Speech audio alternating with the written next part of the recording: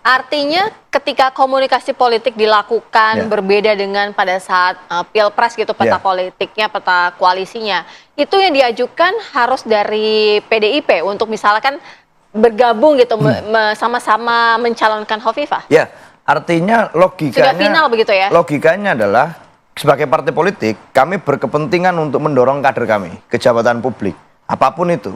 Dan kalau itu kemudian memenuhi syarat secara elektabilitas, secara kompetensi, secara track record, why not? Karena kami juga punya nama-nama itu. Sehingga kepentingan kami adalah mendorong itu agar fungsi regenerasinya jalan. Nah, artinya mau itu dengan kemudian calon A, calon B, yang penting kemudian ada proses kaderisasi yang muncul melalui pendorongan kader-kader kami ke jabatan publik. Itu yang saya rasa menjadi orientasi kita di setiap pilkada.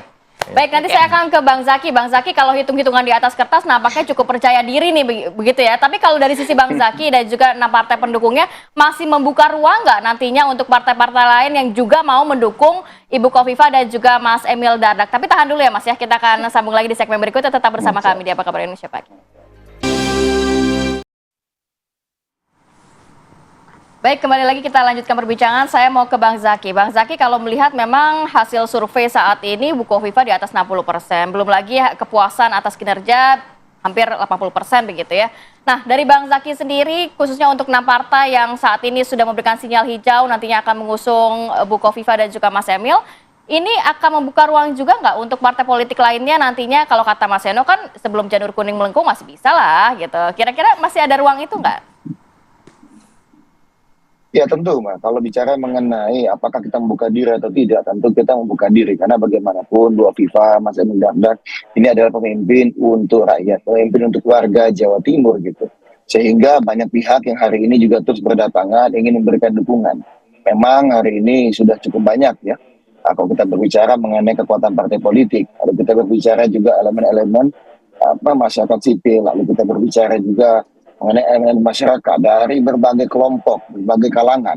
Tetapi bagi kami yang menjadi penting hari ini adalah bagaimana Bu Khofifah ini dan juga Mas Emil Dardak ya bisa menjalin komunikasi dengan banyak pihak.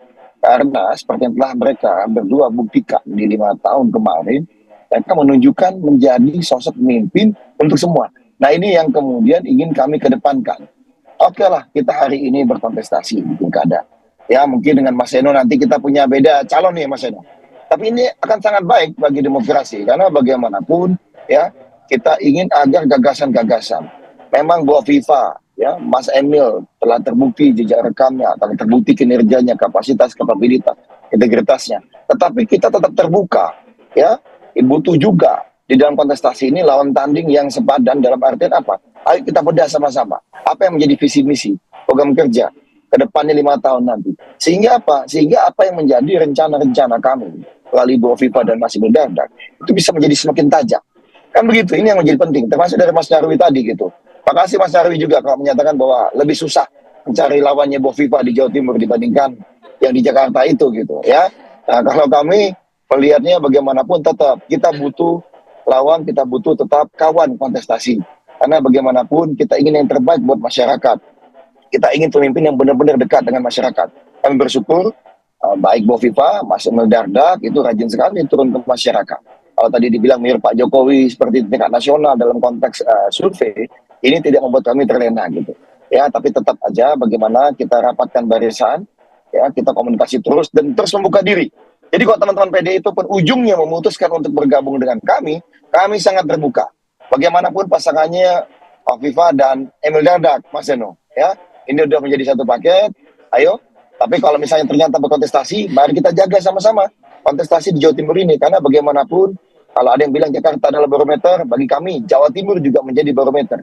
Yang menjadi sangat penting karena begitu khas, ya begitu luasnya wilayah ini dengan berbagai karakteristik serta struktur masyarakat yang berbeda-beda. Nah, kita ingin berharap bagaimana masyarakat juga dan berbagai elemen lainnya hari ini terus men-challenge ya apa yang menjadi visi misi program kerja Bu Khofifah dan Mas Emil Dardak. Karena lagi-lagi tentu makin banyak masukan akan makin baik gitu. Ya silaturahmi komunikasi terus kita buka. Gitu kira-kira. Baik, Bang Zaky sudah langsung statementnya mengunci Khofifah dengan Emil Dardak. Apakah PDI Perjuangan masih akan tetap bisa bergabung menjalin komunikasi tentu masih hingga saat ini. Ya, kalau komunikasi pasti dengan semua kita berkomunikasi. Dan hari ini kami senang sekali, artinya apapun itu kondisi pilkada, dinamika ini menunjukkan bahwa ini semua masih sangat cair sebenarnya. Tapi bayangan kami, Mas Emil ini kan pemimpin muda yang energik, yang lulusan luar negeri.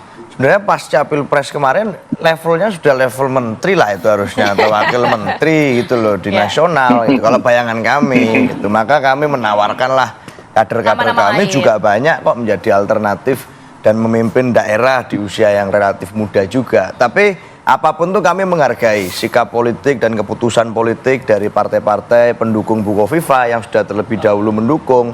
Dan kami artinya kami harus menyiapkan opsi-opsi alternatif dong. Apakah tetap akan bersama-sama mendukung gagasan yang kita usulkan kemarin, atau kami harus menyiapkan sendiri nih kerjasama politik untuk melakukan misalnya politik nasionalis religius tadi yang kita sampaikan.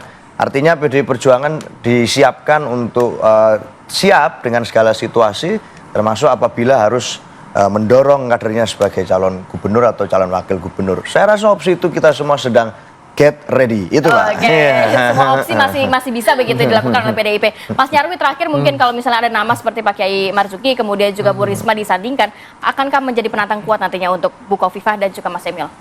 Ya, potensi itu selalu ada ya, Ratih. Sekuat apapun kandidat petahana, ya peluang berubah atau perubahan suara itu masih terjadi. Tentu saja ini kan dua variabel ya, paling tidak tiga, sorry. Yang pertama adalah kekuatan dari pengaruh elektabilitas tokoh petahana itu sendiri. Artinya kalau Bu Kofifa ini memang tangguh sekali ya susah, kira-kira gitu. Tapi kalau lawannya ini juga punya peluang yang basis irisan suaranya ke Bu Kofifa kuat dan itu bisa diambil atau ditarik, itu ada peluang juga bisa bergeser.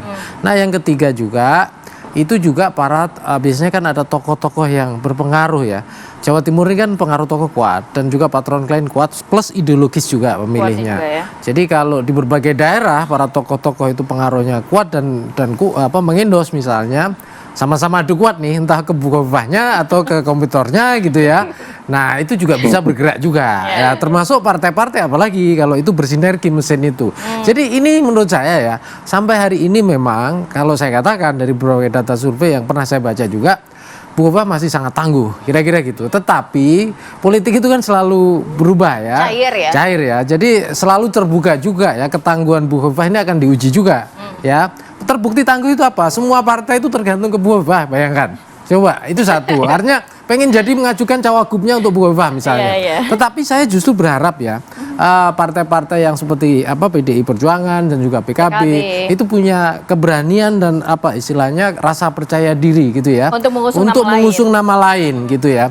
Kan juga tidak bagus juga kalau misalnya lawan kotak kosong. Kan Bu Kofifa juga saya kira tidak happy kan gitu kalau menang sekalipun misalnya begitu. Jadi harus ada juga gitu loh. Ya, yang harus diajukan yang untuk menguji ketangguhan Bu Kofifa. Kalau misalnya teruji tangguh kan juga bisa menguntungkan Bu Kofifa untuk berusaha berikutnya gitu. Atau juga melahirkan tokoh baru untuk Jawa Timur kan gitu. Kan tadi banyak tokoh kepala daerah nih. Kalau diuji di level provinsi dan dia kuat, siapa tahu kan menjadi tokoh nasional. Dan PDIP sudah termasuk melahirkan para tokoh-tokoh seperti itu. Itu kira-kira, Rati ya. Oke, masih menarik sekali ya untuk disoroti nih. Betul. Mengenai Pilgub Jawa Timur ya. Tapi nanti kita nantikan akan seperti apa di November 2024. Terima kasih banyak Mas Nyarwi. Mas Nyarwi terima kasih. Mas Eno terima kasih. Bang Zaki sudah hadir pada pagi hari ini. Bang Zaki juga terima kasih. Waalaikumsalam.